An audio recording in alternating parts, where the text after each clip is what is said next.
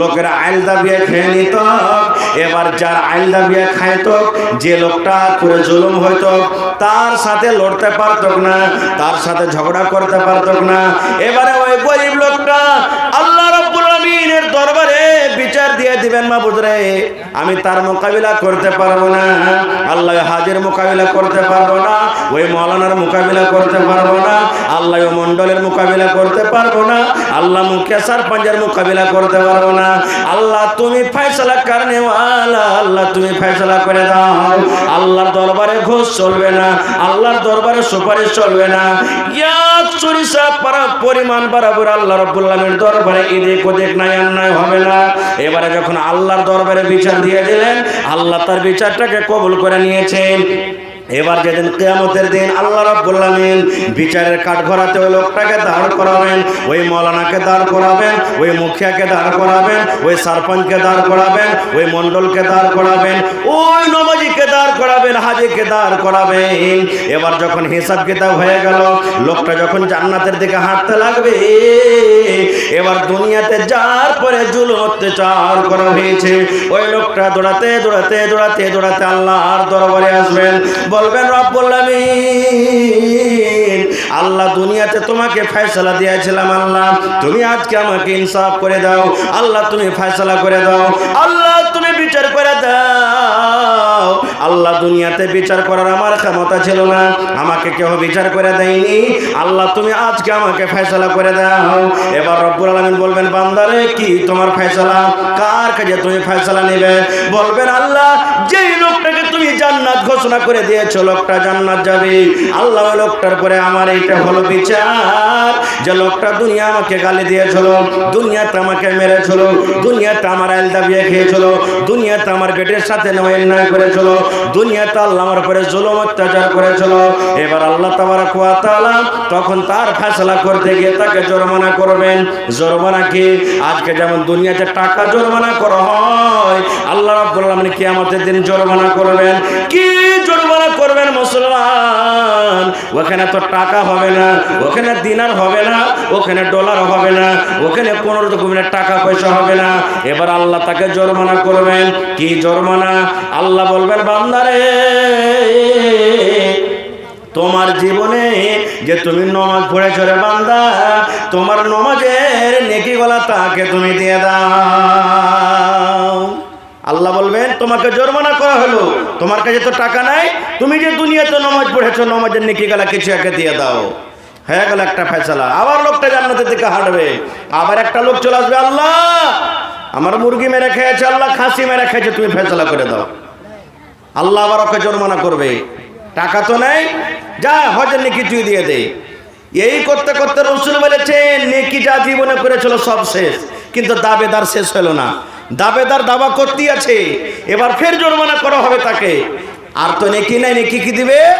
এবার আল্লাহ রাসূল বলেছেন উম্মত রে, এবার যে লোকটা দাবা করেছে তাকে বলবে বান্দারে তোমার জীবনের গুনাহগুলো তার মাথাতে তুমি চাপিয়ে দাও, তার কাছে নেকি না যে তোমাকে নেকি দেব রে বান্দা, তোমার জীবনের গুনাহগুলো তার মাথাতে চাপিয়ে দাও, তার তোমার জীবনের গুনাহর মাথাতে দিয়ে দাও, আর ঘাড়ে দিয়ে দাও। ওই গুনার বোঝ নিয়ে লোকটা এত নেকি থাকা সত্ত্বেও রাসূল বলেছেন গুনার বোঝা নিয়ে লোকটা জাহান্নামের ভিতরে চলে যাবেন।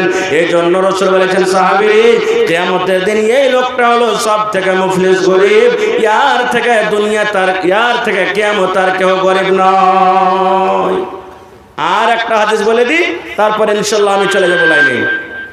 আমরা কোন নবীর উম্মত ভাই? জোরে বলেন। হায় রে আল্লাহ, আমরা কোন নবীর উম্মত? শেষ নবী মুহাম্মদ সাল্লাল্লাহু আলাইহি সাল্লাম। জোরে বলেন মুহাম্মদ সাল্লাল্লাহু আলাইহি সাল্লাম। কিয়ামত আল্লাহুস সামাদ, আল্লাহ বাচ্চা রাখে ইনশাআল্লাহ, এর সাথে কোনোদিন বলবো, সময় খুব কম।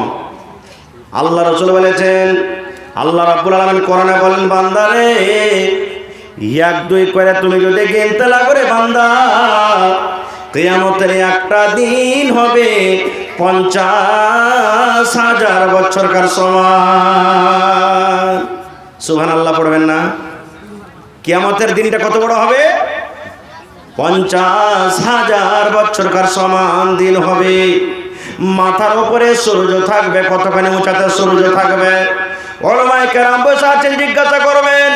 আল্লাহ রাসূল বলেছেন, উম্মত রে, 1 মাইল উঁচাতে সূর্য থাকবে। মাইল কাকে বলা হয়েছে? মুহাদ্দিসিনে কেরাম বলেছেন, মাইল মানে এই যে আমার ভাইরা, মায়েরা, খালারা সুরমা লাগায় চোখে, এই যে সুরমাতে ডাঁটে খানজা আছে, খিলখানা আছে, যে জিনিসটাতে সুরমা লাগায় ওকে মাইল বলা হয়েছে। কিংবা দুনিয়ার নাপ যে আছে একে মাইল বলা হয়েছে। আল্লাহ রাসূল বলেছেন, উম্মত, কিয়ামতের দিন 1 মাইল উচ্চতা সূর্য থাকবে। আজকে ঠান্ডার কারণে আপনি টুপি দিয়ে আছেন, পরনে আপনার জ্যাকেট আছে, ফুল প্যান্ট আছে, পায়ে জুতা মোজা আছে। আল্লাহ রাসূল বলেছেন, উম্মত রে, ওই কিয়ামতের দিন তোমার মাথাতে কোনো ছায়া হবে না রে উম্মত। তোমার মাথাতে টুপি হবে না, তোমার মাথাতে মফলার হবে না, তোমার গায়ে কোন রকমের জ্যাকেট হবে না, পায়ে তোমার জুতা মোজা হবে না। আল্লাহ রাসূল বলেছেন, উম্মত, মায়ের পেট থেকে যেমন তুমি এসেছো, তোমার খাতনা করা ছিল না, ওই মতো বিনা খাতনাতে আল্লাহর সামনে তোমাকে দাঁড় হইতে হবে। নর হোক কিংবা নারী হোক, বেটা ছেলে হোক কিংবা বেটি ছেলে হোক, সমস্ত লোককে ন্যাংটা হয়ে ওলঙ্গে আল্লাহর সামনে দাঁড় হইতে হবে। যখন কথাটা বলা, আল্লাহ নবীর স্ত্রী মা আয়েশা রাদিয়াল্লাহু তাআলা আনহা মুখখানটাকে লজ্জার কারণে এরকম ভাবে ঘুরিয়ে নিলেন। আর ঘুরিয়ে নেওয়ার পর বলছেন, ইয়া রাসূলুল্লাহ, কেমন কথা বলছেন গো দয়ার নবী? ওখানে বেটা ছেলে আর বেটি ছেলে উলঙ্গ হয়ে থাকবে, নর নারী উলঙ্গ হয়ে থাকবে। কেমন করে নিজের ইজ্জতটাকে ঢাকবো গো নবীজি? নিজের সারাঙ্গাটাকে কেমন করে ঢাকবো? কেমন করে পর্দা করবো গো নবীজি? এইবারে নবী বলছেন, আয়েশা রে, কিয়ামতের দিনটা এমন হবে রে আয়েশা, কিয়ামতের দিনটা এমন কঠিন দিন হবে, কিয়ামতের দিনটা এমন ভয়ঙ্কর দিন হবে। ও আমার বিবি আয়েশা, শোনো, বাচ্চা মায়ের পেটে রয়েছে। ওরে আল্লাহ, মায়েরা, খালারা জানেন, বাচ্চা যখন দুনিয়াতে আসে, হায়রে মায়ের কষ্ট, হাও মা করে মা কত চিৎকার করে। এক একটা যখন ব্যথা আসে, মা এটাই মনে করে, আল্লাহ রে, মরে যাওয়ার ভালো, কিন্তু আল্লাহ এরকম জ্বালা যন্ত্রণা আমি সইতে পারি না। কত মায়েরা, খালারা কষ্ট পায়, আপনারা জানেন, মায়েরা জানেন। এত কত কষ্ট থাকা সত্ত্বেও রে আল্লাহ রাব্বুল আলামিন কোরআনে সূরাতুল হজে বলছেন, দেখবেন, এরা দুনিয়ার মানুষ, মা খালাদের সন্তান তো দুনিয়াতে হয়, মায়েরা কষ্ট পান। এই কষ্টর থেকেও কত বড় কষ্ট কিয়ামতের কষ্ট হবে। আল্লাহ বলেন, কিয়ামতের ডরে, কিয়ামতের ভয়ে, কিয়ামতের ভয়ে ওই মা খালাদের পেট থেকে কখন বাচ্চা খালাস হয়ে যাবে, ওই মায়েরা জানতে পারবে না যে আমার পেটে বাচ্চা আছে, কে খালাস হয়ে গেছে। এত কঠিন। আপনারা বলেন, এই যে সামনে রোজা আসছে কয়েক মাস পর, রোজার দিনে যেদিন দিনটা করা হয়, সেদিন এমন মনে হয়েছে যে কিছু খাবো না, 2, 4, 5 গ্লাস 10 গ্লাস যা আছে শুধু শরবতই পান করবো। এরকম হয়েছে না, হয় না? এরকম হয়েছে না, হয় না? ভাই যারা পিছনে আছেন, ভাই সামনে থেকে সামনে চলে আসেন, ভাই সাইড দিয়ে মেহরবানি করে। আর যারা পাশে আছেন, বসে যান একটু মেহরবানি করে। তো ভাই আমার খার্জা হোক, এই রমজান মাসে রোজার দিনে যেদিন একটু দিনটা করা হয়, পানি খাওয়ার মনে হয় না, হয় না? জোরে বলেন, হয় কি হয় না? ইফতারি করতে যাবেন, সুবহানাল্লাহ, আপনাকে নাস্তা দিয়েছে, খাওয়ার মন হবে না, পানি খেয়ে চলে যাবেন মনে, এরকম হয়। ওরে আল্লাহ, আল্লাহ রাসূল বলেছেন, উম্মত রে, ওই কিয়ামতের দিন, ওরে সুবহানাল্লাহ, মাথার উপরে সূর্য, এই যে আজকে ঠান্ডা না লেগে যায়, শীত না লেগে যায়, উপরে টেন লাগা হয়েছে। এই তো আসমান থাকবে না, টেন্ট থাকবে না, মসজিদ থাকবে না, মাদ্রাসা থাকবে না, কোনো গাছগাছালির ছায়া থাকবে না, মাথার উপরে মাত্র সূর্য ধরা হয়ে যাবে।